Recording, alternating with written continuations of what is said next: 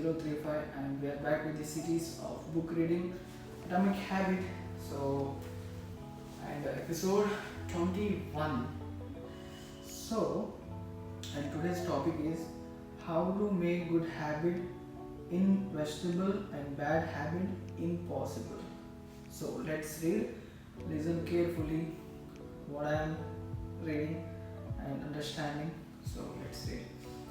So, in the summer of 1830, Victor Hugo was facing an impossible deadline.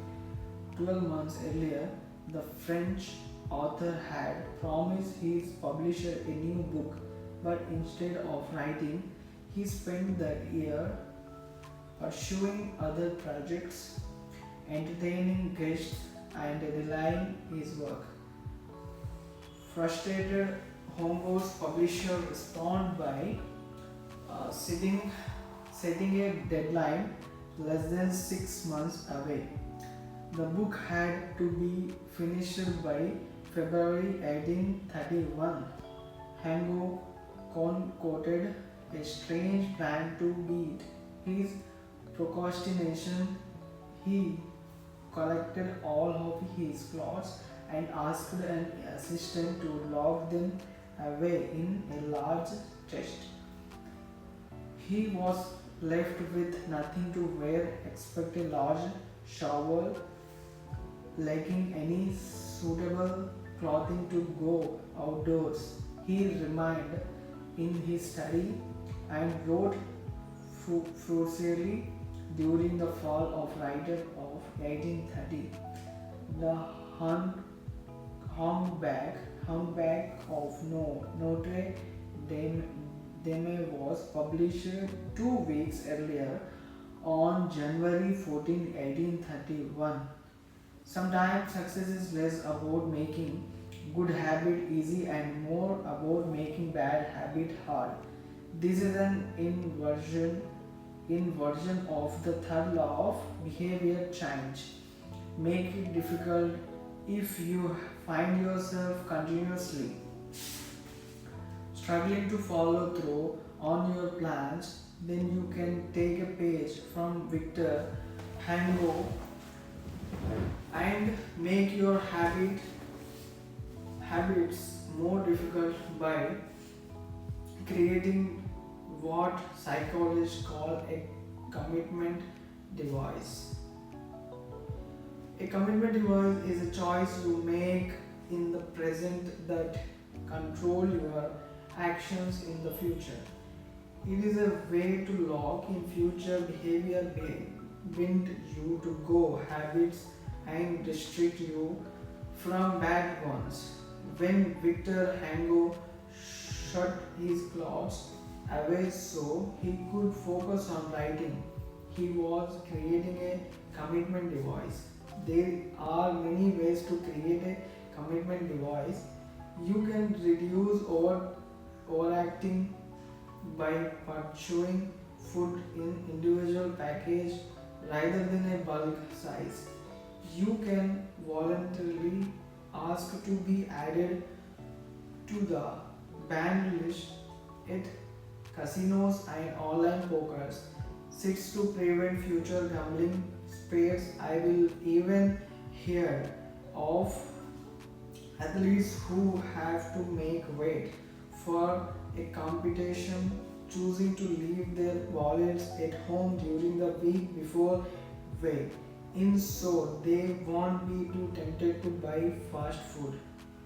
As another example, my friend and fellow habit expert near Ayal purchased an outlet timer, which is an adapter that he plugged in between his internet router and the power outlet at the 10 p.m. each night. The outlet timer cut off the power to the router when the internet goes off. Everyone knows it is time to go to bed.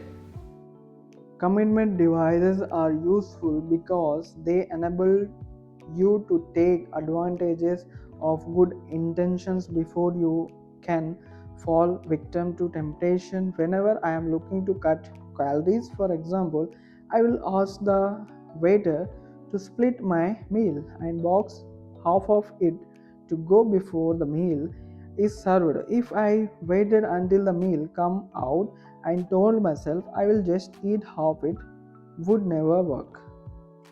The key is to change the task such that it requirement work to get out of the good habit, then to get started on it. If you are feeling motivated to get in a shape, schedule a yoga section and pay ahead of time. If you are excited about the business you want to start, email an entrepreneur you respect and set up a consulting call when the time comes to act. The only way to bail is to cancel the meeting, which require effort and may cost money. Commitment device increases the odds that you will do the right thing in the future by making bad habit difficult in the present. However, we can do even better. We can make good habit investable and bad habits impossible. So, how to automate a habit and never think about it again? John Henry Patterson was born in Dayton, Ohio in 1944. He spent his childhood doing chores of the family farm and working shifts at his father's sawmill.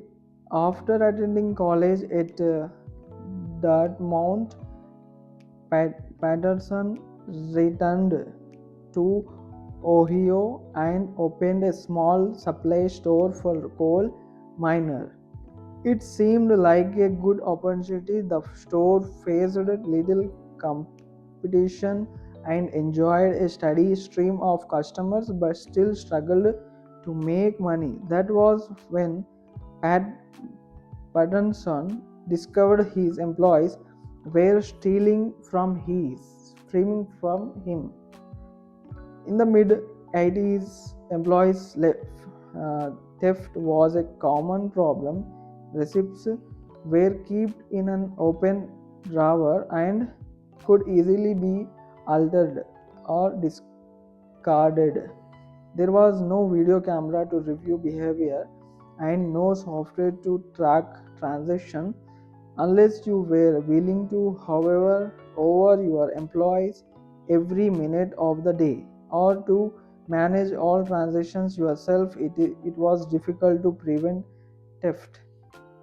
As Patterson mulled over his predicament, he came across an advertisement for a new invention called Ritty's Incorporable Cashier. Designed by fellow Dyston resident James Ritty, it was the first cash register. The machine automatically locked the cash and receipt inside after each transaction. Patterson bought two for $50 each. Employee theft at his store vanished overnight. In the next 6 months, Patterson's business went from losing money to making $50,000 in profit, the equivalent of more than 1 lakh thousand dollars today. Patterson was so impressed with the machine that he changed businesses. He bought the right to Ritty's invention and opened the National Cash Register Company. 10 years later, National Cash Register had over the thousands employees and was on its way to becoming one of the most successful business of its time. The best way to break a bad habit it is to make it impractical to do. Increase the friction until you don't even have the option to act. The brilliance of the cash register was that it automated ethical behavior by making stealing practically impossible rather than trying to change the employees, it made the performed behavior automatic. Some actions like installing a cash register pay off again and again. These one-time choice require a little bit of effort up front but create increasing value over time. I am fascinated by the idea that a single choice can deliver returns again and again, and I survived my readers on their favorite on-time actions that lead to a better long-term habits. The table on the following page shares some of the most popular answers. Okay, this is the table. I would wager that if the average person were to simply do half of the one-time actions on this list, even if they don't give another thought to their habits, most would find themselves living a better life a year from now. These one-time actions are a straightforward way to employ the third law of behavior change. They make it easier to sleep well, eat healthy, be productive, save money, and generally live better. So, of course, there are many ways to automate good habits and eliminate bad ones. Typically, they involve putting technology to work for you. Technology can transfer actions that were once hard, annoying, and complicated into behavior that are easy, painless, and simple. It is the most reliable and effective way to guarantee the right behavior. This is particularly useful for behaviors that happen too infrequently to become habitual. Things you have to do monthly or yearly, like rebalancing your investment portfolio, are never repeated frequently enough to become a habit, so they benefit in particular from technology remembering to do them for you. Other example including medicine prescription can be automatically refilled. Personal finance employees can save more retirement with an automatic wages deduction. Cooking meal delivery service can do your grocery shopping. Productivity, social media browsing can be cut off with a website blocker. When you automate such much of your life as possible, you can spend your effort on the task machines cannot be at. Each habit that we hand over to the authority of technology free up time and energy to pour into the next stage of growth. As mathematician and philosopher Alfred North Whitehead wrote, civilization advances by extending the number of operations we can perform without thinking about them. Of course, the power of technology can work against us as well.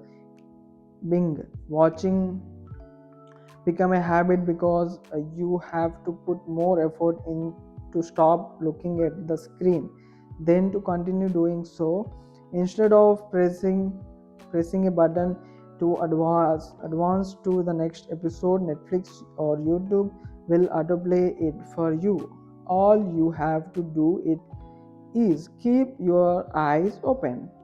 Technology create a level of convenience that enable you to act on your smallest whims and desire. At the mere suggestions of hunger, you can have food delivered to your door at the straightest hint of boredom.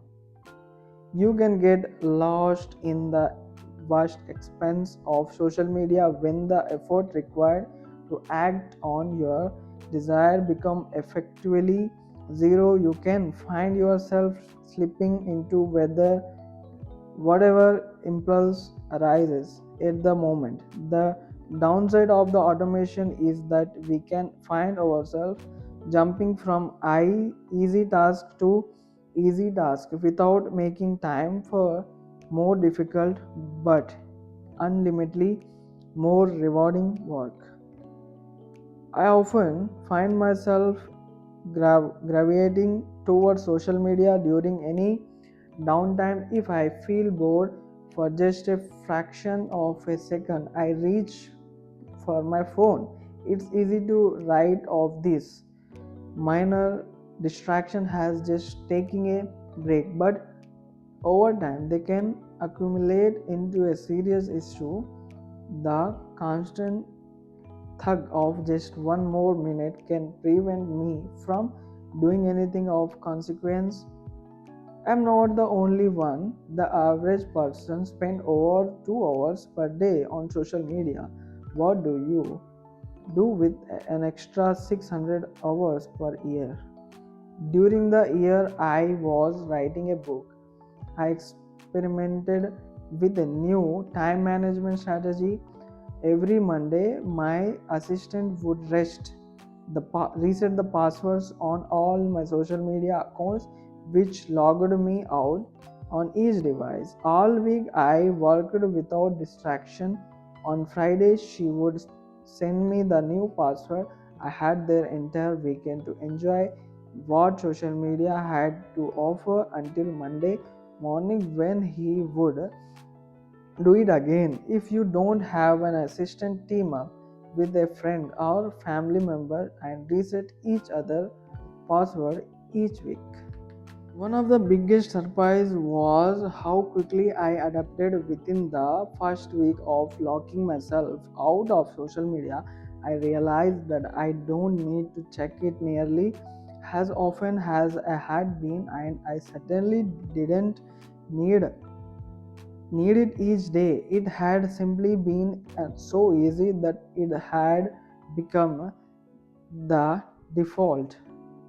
Once my bad habits become impossible, I discovered that I did actually have the motivation to work on more meaningful tasks. After I removed the mental candy from my environment, it became much easier to eat the healthy stuff. When working in your favor, automation can make your good habits investable and your bad habits impossible. It is the ultimate way to lock in future behavior rather than laying on willpower in the moment. By utilizing commitment, device, strategy, or one-time decisions and technology, you can create an environment of investability, a space where good habits are not just an outcome you hope for, but an outcome that is virtually guaranteed. So this is the chapter, how to make good habits investable and bad habits impossible.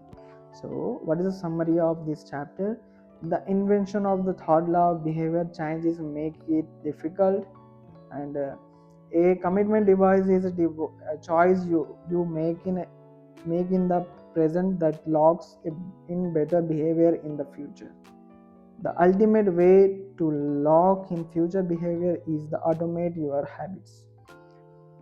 One-time choice like buying a better mattress or enrolling in an automate saving plan or single action or automate your future habits and deliver increasing returns over time. Using technology to automate your habits is the most reliable and effective way to guarantee the right behavior.